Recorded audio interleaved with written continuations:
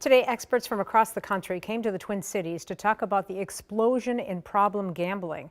The conference in Bloomington today focused specifically on how the growth in gambling is impacting teens and young adults. Danny Spiewak joins us now with more on this issue. Danny? Rena, a study this year by a Hamline University professor found that 8% of Minnesota high school students reported gambling at least once a week. These conversations are especially urgent as Minnesota lawmakers continue to discuss potentially legalizing sports betting.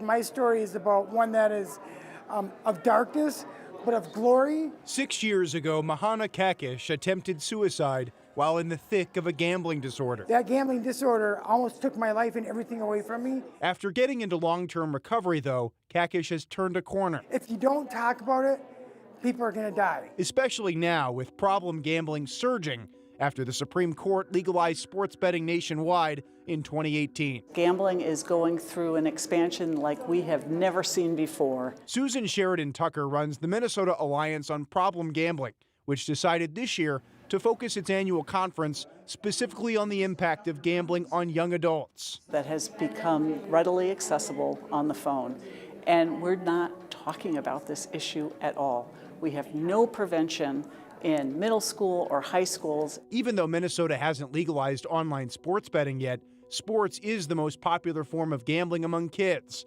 according to Hamline University professor Dr. Serena King. Young people can get on illegal platforms in a variety of ways. In her study published this May, King found that 8% of Minnesota students grades 8 through 11 reported gambling at least once a week. People are taking notice and they're concerned. I think it's the what do we do next that, is the problem. For Mahana Kakish, the answer is awareness. Coming forward with my story, it's going to save someone's life.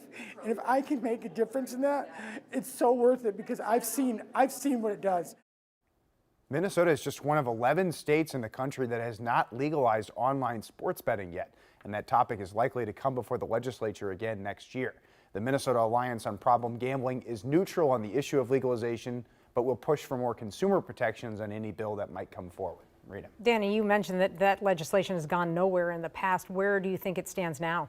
Well, it's been very close. 2 years ago, they were close. This past year, it was in committee and didn't get out of committee. So it certainly will be a huge topic at the legislature next year, but it's one of those where it's not simply a partisan issue. There's Democrats and Republicans that are on both sides of it. So it's kind of a unique one at the Capitol. Absolutely. All right, Danny, thank you.